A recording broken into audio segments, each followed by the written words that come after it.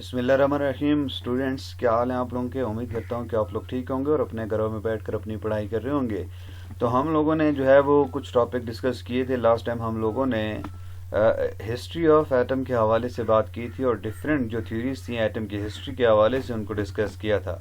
जैसा कि मैंने बात की थी कि सबसे पहले डेमोक्रेट्स ने जो है वो एटम का कंसेप्ट दिया था। उसके बाद जो है वो मुख्तलिफ साइंटिस्ट थे, उन्होंने डिफरेंट थ्योरीज पेश की थी। एरिस्टोटल ने अपना एक अलग नज़रिया पेश किया था। फिर जॉन डाल्टन ने एटॉमिक थ्योरी दी थी, मॉडर्न जो हमारा दौर है इसमें। और फिर उसके बाद जो है वो थॉमसन मॉडल था, ठीक है, जिसको हम प्लम पुडिंग मॉडल कहते हैं, ठीक है। और वो हम लोगों ने जो है वो सारे मॉडल देखे थे, उनको हमने पढ़ा था। और फिर आज हम पढ़ेंगे रदरफोर्ड एटॉमिक मॉडल। ये थॉमसन मॉडल की कुछ गलतियां थी, कुछ चीज़ों को वो एक्सप्लेन नहीं कर सकता था, तो उनको एक्सप्लेन करने के लिए रदरफोर्ड ने एक एटॉमिक मॉडल दिया। रदरफोर्ड ने कब ये एटॉमिक मॉडल दिया, ये आज के हम लेक्चर में देखेंगे। तो 1911 में अर्नेस्ट रदरफोर्ड, ठीक है, अर्नेस्ट रदरफोर्ड और उसके कुछ स्टूडेंट्स थे, दो, हांस जीजर और Ernest मार्सलिन, performed a critical experiment showing that Thomson's model could not be correct। 1911 में इन्होंने, ठीक है, रदरफोर्ड और उसके दो स्टूडेंट्स जो थे इन्होंने एक एक्सपेरिमेंट परफॉर्म किया और एक्सपेरिमेंट से ये पता चला कि थॉमसन मॉडल जो था वो सही नहीं है, ठीक है। थॉमसन मॉडल में गलतियां हैं, तो उन क्या गलतियां हैं उनको एक्सप्लेन किया जी रदरफोर्ड एटॉमिक मॉडल में। In this experiment a beam of positively charged alpha particle was projected against a thin metal foil has in figure। कि इस एक्सपेरिमेंट में क्या किया गया, इसमें एक पॉजिटिवली चार्ज अल्फा पार्टिकल की बीम को एक थिन फाइल के अगेंस्ट प्रोजेक्ट किया गया, उसके ऊपर स्ट्राइक किया गया। जिस तरह के अभी हम फिगर में शो करेंगे कि किस तरह से ये जो पॉजिटिवली चार्ज अल्फा पार्टिकल की बीम को स्ट्राइक किया गया, प्रोजेक्ट किया गया टुवर्ड्स ए बीम, ठीक है, फॉइल। फिर क्या होता है, ये आपके पास फिगर है, ये आपके पास सोर्स है, source of positively charged alpha particles, और इनको हमने यहाँ से मूव करवाया, प्रोजेक्ट किया।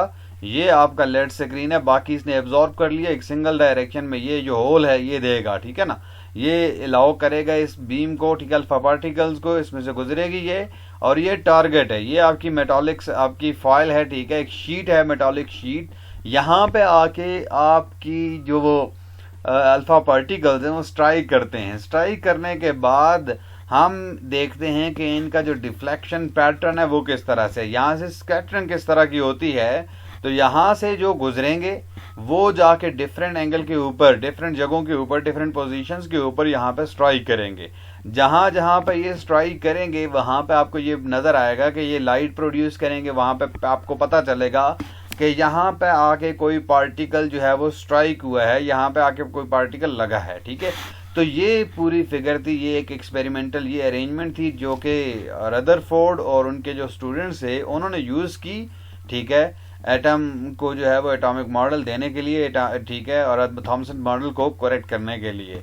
अब हम देखते हैं कि इस स्कैटरिंग एक्सपेरिमेंट से, ठीक है, इस एक्सपेरिमेंट से उन्होंने क्या चीज़ अखज़ की, क्या चीज़ें उन्होंने दी। तो उन्होंने ये ऑब्जर्व किया कि most of the alpha particles pass through the foil as if it were empty space.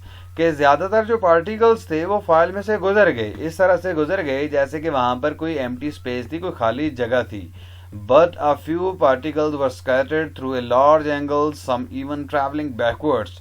कुछ जो थे वो स्कैटर्ड हो गए, ठीक है, लार्ज एंगल्स के ऊपर स्कैटर्ड हो गए, और कुछ जो थे वो ट्रैवल बैकवर्ड डायरेक्शन में वापस आ गए। देखें, ये डिफरेंट एंगल्स के ऊपर, लार्ज एंगल के ऊपर स्कैटर्ड हो गए, फैल गए, ठीक है। और कुछ जो थे ये जैसे देखें ना, यहाँ से ये वापस आ गया, ये वापस आ गया, तो कुछ जो थे वो वापस भी आ गए। तो ये उनकी ऑब्जर्वेशंस थी, ठीक है ना, travelling backward. Such large deflections were not expected. ये जो डिफ्लेक्शंस थी, लार्ज एंगल डिफ्लेक्शंस, ये एक्सपेक्ट नहीं कर रहे थे, ठीक है ना। अकॉर्डिंग टू थॉमसन मॉडल हम ये एक्सपेक्ट नहीं कर रहे थे कि ये वापस होंगे, ठीक है, क्योंकि जो मॉडल था थॉमसन मॉडल उसमें तो ये जितना भी आपका एटम होता है उसके अंदर पॉजिटिव, सारे का सारा पॉजिटिव चार्ज वो डिस्पर्स होता है, और उसके अंदर हमने इलेक्ट्रॉन को रखा होता है। जैसे प्लम्स होते हैं, पुडिंग के अंदर ड्राई फ्रूट्स होते हैं, या फिर वाटरमेलन के अंदर जो बीज होते हैं, सीड्स जो होते हैं डिफरेंट जगहों के ऊपर। तो इसी तरह से वहाँ पे पॉजिटिव चार्ज होना चाहिए, और कोई भी positive particle, positively charge particle इतना करीब जा ही नहीं सकता एटम के। तो उसको एक्सप्लेन किया फिर रदरफोर्ड ने, ठीक है। In Thomson's model, a positively charged alpha particle could never come close enough to a large positive charge to cause any large angle deflections. के थॉमसन मॉडल के मुताबिक पॉजिटिवली चार्ज अल्फा पार्टिकल इतना करीब आ ही नहीं सकता, किसी भी पॉजिटिव चार्ज के इतना करीब आ ही नहीं सकता, ठीक है, एटम के करीब इतना नहीं आ सकता कि वो इतनी लार्ज एंगल डिफ्लेक्शन जो है वो काज करे। तो ये इसकी कोई एक्सप्लेनेशन नहीं थी, इसको यानी कि हम थॉमसन मॉडल में ये चीज़ें एक्सपेक्ट नहीं कर रहे थे। तो फिर रदरफोर्ड ने इनको एक्सप्लेन किया। Rutherford explain these results bye assuming the positive charge in an atom was concentrated in a region called the nucleus that was small relative to the size of the atom. Rutherford ने ये जो results थे, ठीक है, इस experiment से उनको explain किया इस तरह से कि जो पॉजिटिव चार्ज है किसी भी एटम का वो सारे का सारा कंसंट्रेट कर रहा है, ठीक है, एक रीजन के अंदर। एक एटम है, उसके अंदर उसका जो सेंट्रल पार्ट है, सेंट्रल पार्ट जिसको हम न्यूक्लियस कहते हैं, तो सारे का सारा जो पॉजिटिव चार्ज होगा वो उस न्यूक्लियस के अंदर लाया करेगा, और जो ज़्यादा जो पार्ट होगा एटम का वो खाली होगा, वो एम्प्टी होगा, ठीक है। और ये जो न्यूक्लियस होता है एटम के मुकाबले में इसका साइज क्या होता है, बहुत स्मॉल होता है, ठीक है। In the region called the nucleus that was small relative to the size of the atom. और ये जो न्यूक्लियस होता है इसका साइज क्या होता है, एटम के मुकाबले में बहुत कम होता है, बहुत छोटा होता है। ये एक्सप्लेनेशन दी रदरफोर्ड ने, ठीक है, एटम के हवाले से।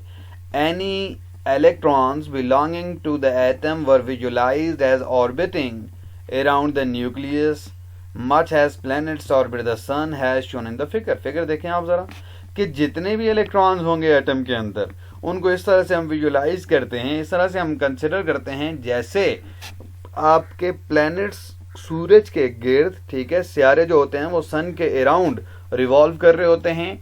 इसी तरह से ये अगर आप सेंटर में कहते हैं सन है और आपके जो प्लैनेट्स होते हैं वो रिवॉल्व करते हैं, सेम इसी तरह से हम यहाँ पे पॉजिटिवली चार्ज न्यूक्लियस लेते हैं और जो इलेक्ट्रॉन्स होते हैं हम ये कंसिडर करते हैं वो इस पॉजिटिव चार्ज न्यूक्लियस के अराउंड क्या कर रहे हैं, रिवॉल्व कर रहे हैं, ठीक है ना।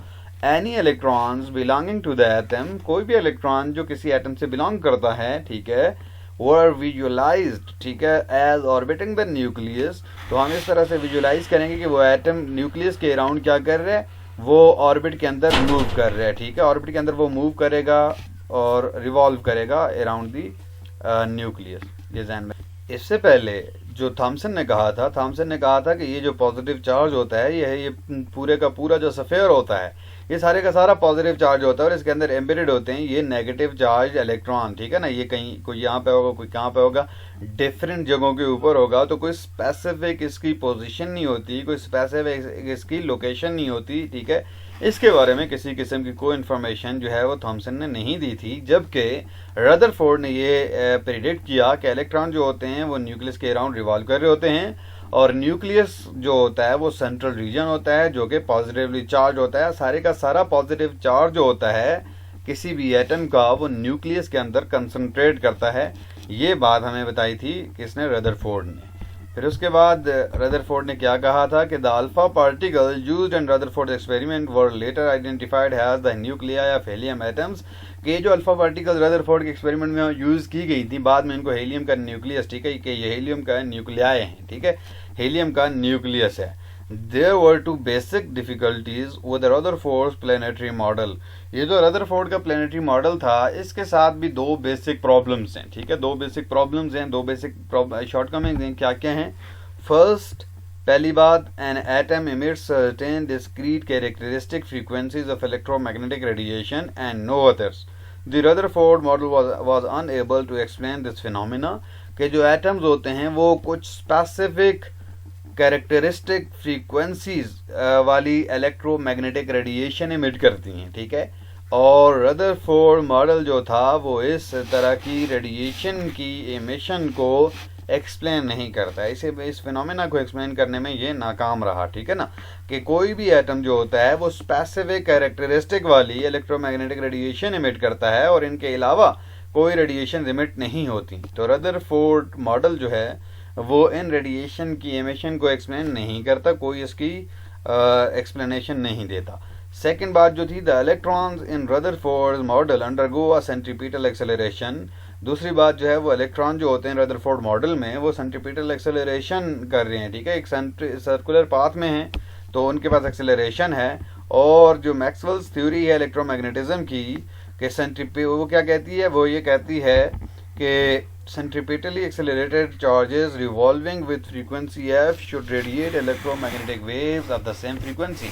कि जिस फ्रीक्वेंसी के साथ ये इलेक्ट्रॉन रिवॉल्व कर रहे हैं, चार्ज पार्टिकल रिवॉल्व कर रहे हैं, ठीक है, तो ये उसी फ्रीक्वेंसी वाली रेडिएशन इमिट करेंगे। जब ये रेडिएशन इमिट करेंगे, एनर्जी रेडिएट करेंगे, तो जो ऑर्बिट का क्या होगा जी, रेडियस होगा वो डिक्रीज होगा, ठीक है ना। As the electrons radiate energy, the radius of the orbit steadily decreases and its frequency of revolution increases। जब ऑर्बिट डिक्रीज होगा तो फ्रीक्वेंसी इंक्रीज होगी और उसका रिजल्ट क्या होगा, this process leads to an ever increasing frequency of emitted radiation and a rapid collapse of the atom as the electron spirals into the nucleus। कि जब ये एनर्जी रेडिएट करेंगे तो क्या होगा, आपका जो एक टाइम आएगा कि इलेक्ट्रॉन न्यूक्लियस के अंदर गिर जाएगा, कोलैप्स कर जाएगा आपका एटम, ठीक है ना। तो इस तरह नहीं होता। ये जो प्रोसेस है क्या कर रहे हैं जी, एवर फ्रीक्वेंसी इंक्रीज होगी रेडिएशंस की और एक रैपिड कोलैप्स होगा एटम का कि इलेक्ट्रॉन क्या होंगे, स्पाइरली न्यूक्लियस के अंदर क्या हो जाएंगे, गिर जाएंगे। जैसे आप अपनी यूं करेंगे, आप देखें कि आप अपनी एक फिंगर है, फिंगर के अराउंड एक रस्सी बांधें और रस्सी के दूसरे सिरे पर आप कोई पत्थर बांधें और उसको रिवॉल्व करना शुरू कर दें, रिवॉल्व करें और लपेटना शुरू कर दें, ठीक है। वो जूं जूं धागा आपकी रस्सी आपके फिंगर के अराउंड लिपटती जाएगी तो आपका जो रेडियस होगा, ठीक है, जो सर्कुलर मोशन का, वो क्या होगा, डिक्रीज होगा और एक टाइम ऐसा होगा कि वो जो पत्थर होगा आके आपकी फिंगर के साथ टकराएगा। सेम इसी तरह से इलेक्ट्रॉन क्या होंगे, एनर्जी रेडिएट करते जाएंगे तो आके वो क्या हो जाएंगे, उसके अंदर न्यूक्लियस के अंदर क्या आके टकरा जाएंगे, ठीक है, कोलैप्स कर जाएगा आपके atom. Rutherford's model of the atom gave way, ठीक है, to that of Niels Bohr, which explained the characteristic radiation emitted from atoms। कि रदरफोर्ड जो मॉडल था उसकी ये जो डिस्क्रिपेंसीज थी उसको नील बोर ने एक्सप्लेन किया। रदरफोर्ड मॉडल ने जो है वो नील बोर के लिए एक रास्ता दिया कि बाद में आकर नील बोर ने जो है वो ये जो कैरेक्टरिस्टिक रेडिएशंस होती हैं किसी भी एटम से उनको एक्सप्लेन किया था। Bohr theory in turn was supplanted by quantum mechanics, और बाद में बोर थ्योरी जो थी उसको रिप्लेस किया आके क्वांटम मैकेनिक्स ने। Both the latter theories are based on studies of atomic spectra. ये जो दोनों थ्योरीज थी ये एटॉमिक स्पेक्ट्रा पे बेस करती हैं। The special pattern in the wavelength of emitted light that is unique for every different elements. Spectra, ये atomic spectra क्या है कि स्पेशल पैटर्न होता है वेवलेंथ जो इमिट होती हैं, ठीक है, वेवलेंथ जो लाइट इमिट होती है उसकी जो वेवलेंथ का एक स्पेसिफिक पैटर्न होता है जो कि डिफरेंट एलिमेंट्स के लिए डिफरेंट होता है। हर एक एलिमेंट का अपना एक पैटर्न होता है। उनकी बेस पर ये जो दोनों थ्योरीज थी, बोर की थ्योरी फिर क्वांटम मैकेनिक्स वगैरह, ये सारी चीज़ें उसकी बेस पर एक्सप्लेन की गई। तो ये देख लें। नेक्स्ट हम इंशाल्लाह करेंगे एटॉमिक स्पेक्ट्रा का टॉपिक और उसके बाद हम जाएंगे बोर थ्योरी पे। तो यहाँ तक ये चीज़ें देख लें। अगर कहीं पे कोई मसला होता है, कोई परेशानी होती है, कोई चीज़ समझ नहीं आती, तो मैं अगेन ये बात रिपीट कर रहा हूँ कि आप मुझसे कांटेक्ट कर सकते हैं। आप जो है वो feel free to contact with me, ठीक है। मुझसे कांटेक्ट करने में कोई मसला नहीं होना चाहिए। आपको फीडबैक दे सकते हैं, ठीक है, और मैसेज कर सकते हैं, रब्ता कर सकते हैं। मुझे आपके फीडबैक का, आपके कमेंट्स का, ठीक है, आपके मैसेजेस का इंतज़ार रहेगा।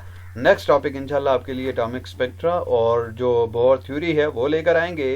तो तब तक के लिए देखें, फिर इंशाल्लाह अगले टॉपिक के साथ एक बार फिर हाजिर होंगे। Thank you very much.